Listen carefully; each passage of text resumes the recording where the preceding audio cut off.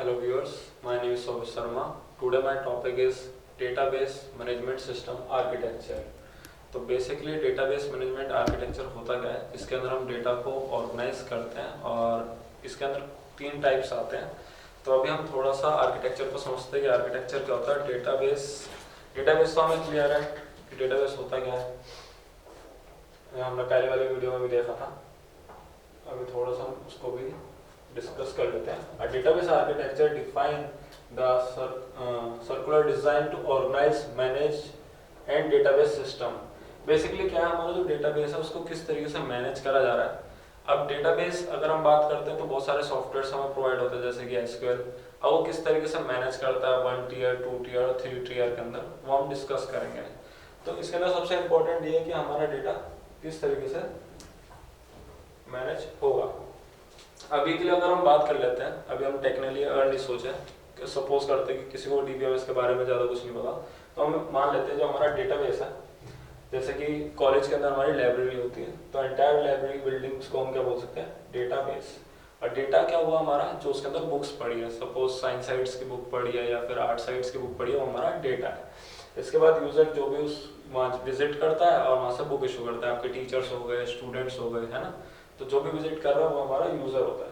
तो डीबीएमएस क्या होता है, डेटाबेस मैनेजमेंट सिस्टम. ये जो कि होल लाइब्रेरी जो आपकी लाइब्रेरी होगी वो होगी. तो ये एग्जांपल है. अभी मेरे ख्याल से आपको क्लियर हो गया होगा डेटाबेस क्या होता है, डेटा क्या होता है एंड यूजर कौन से होते हैं. अब इसकी जरूरत क्यों पड़ी आर्किटेक्चर की.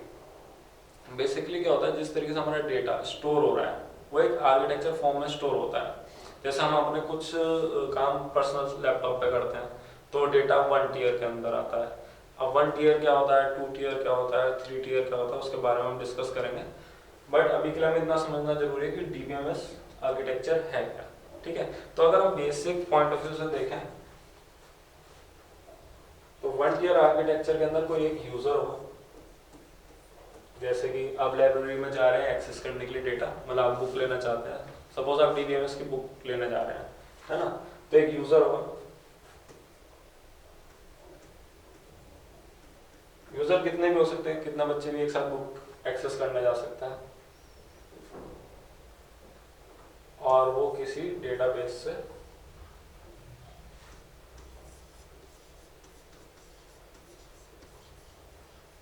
डेटा को कलेक्ट करेंगे. तो वो क्या करेंगे, वहां पे जाएंगे लाइब्रेरी में जाके जो भी वहां पे सर होंगे उनसे रिक्वेस्ट करेंगे और वो एक बुक इशू करा लेंगे, है ना. तो एक रिक्वेस्ट होगी और उसके बाद उन्हें एक रिस्पॉन्स मिलेगा. तो कुछ इस तरीके का आर्किटेक्चर होता है. अब इसके बीच में बहुत सारी चीजें आती हैं, छोटी छोटी चीजें. अभी हम इसका एक नाम देते हैं, ये सिंगल डेटा बेस. ठीक है. और अभी किस तरीके से वर्क करेगा,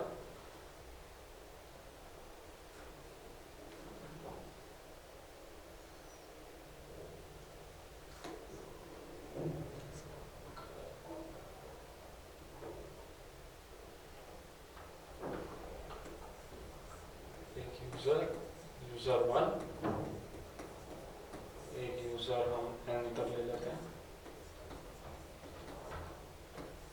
मतलब यूजर 1 2 3 4 एन टर्म तक जा सकता है. देन अगर हम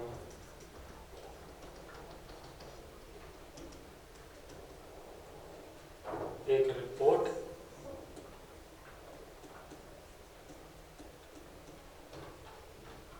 और एक डेटा एंट्री,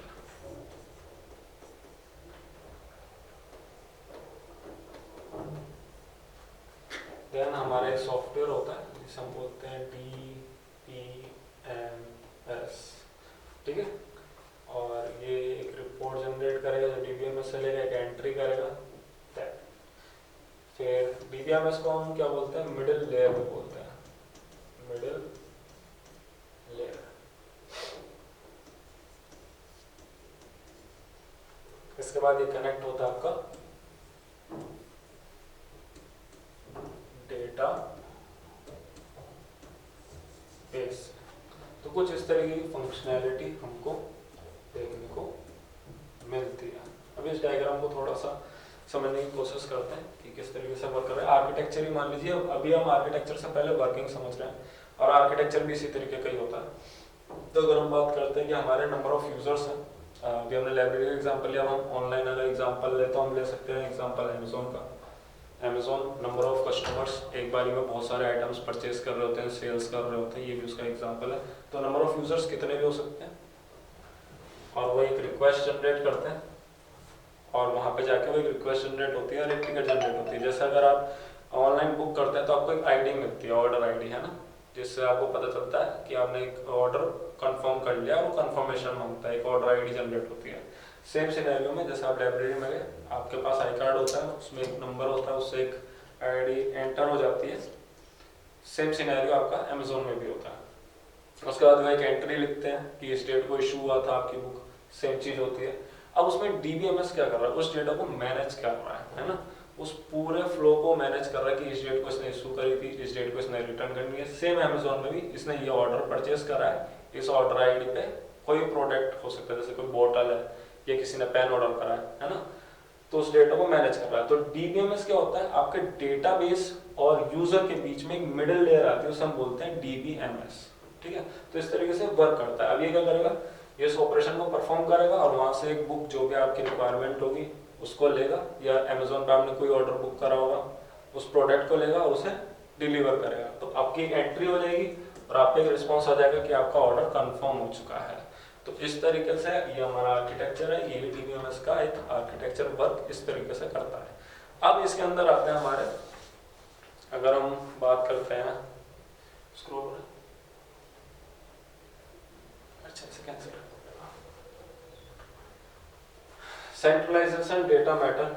अब सेंट्रलाइजेशन कैसे करते हैं उसके बारे में कुछ चीजें बताई गई हैं, बहुत बेसिक बेसिक टर्म्स में है, ये चाहे तो आप रीड आउट कर सकते हैं।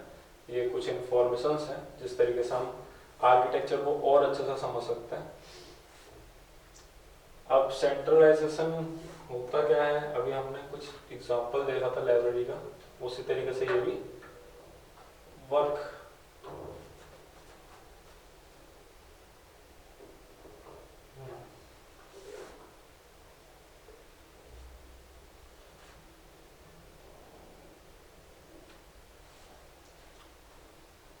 तो अभी हमने वन टियर का एग्जांपल देखा था। अगर हम बात करते हैं कि और कौन कौन से टॉपिक्स के अंदर ये आता है, तो सेकंड हमारे को इसके अंदर वन टियर, टू टियर और थ्री टियर्स के बारे में जानने को मिलता है। अब इन अदर वीडियो हम जानेंगे कि वन टियर क्या होता है, टू टियर क्या होता है, और वन टियर अभी हमने देखा भी है। तो basically paper point of view से सबसे इंपॉर्टेंट होता है कि वन टियर और टू टियर और थ्री टियर कौन सा बेस्ट है, और टू टियर और थ्री टियर के अंदर कंपैरिजन भी होता है। बट अभी हमने जो कवर करा है कि डेटाबेस आर्किटेक्चर क्या होता है और वन टियर कैसे परफॉर्म करता है। अब वन टियर का एक एग्जांपल अगर हम देखना चाहें तो हो सकता है हमारा पर्सनल लैपटॉप। पर्सनल लैपटॉप के अंदर क्या होता है, अगर हमारा एक पर्सनल लैपटॉप है तो उसी के अंदर हम अपना डेटा स्टोर करते हैं, उसी से कनेक्टिविटी रहती है। तो जैसे जो भी डिटेल्स चाहिए, जैसे सपोज मैंने वर्ड के अंदर कोई फाइल सेव करी, ये जो मैंने नोट्स बनाए ये मैंने वर्ड्स के अंदर सेव करे, ये मेरा वन टियर के अंदर आता है, क्योंकि इसी के अंदर मेरे को प्रेजेंट हो रहा है डेटा, इसी के अंदर मैं अपना डेटाबेस को देख पा रहा हूँ, इसी के अंदर मेरी एप्लीकेशंस वर्क कर रही हैं, और ये मेरा पर्सनल कंप्यूटर है। तो अगर हम बात करते हैं वन टियर की,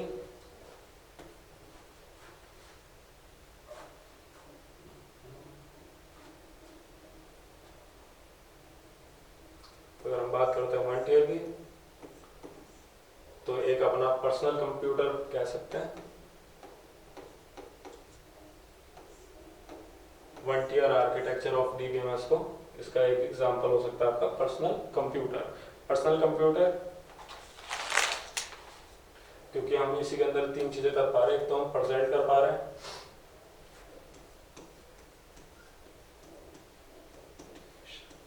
प्रेजेंटेशन, सेकेंडली हम इसी के अंदर डेटा को, डेटाबेस में हमारा इसी में स्टोर है, हमने वर्ड फाइल बनाई थी वो भी इसी के अंदर स्टोर हो रही है।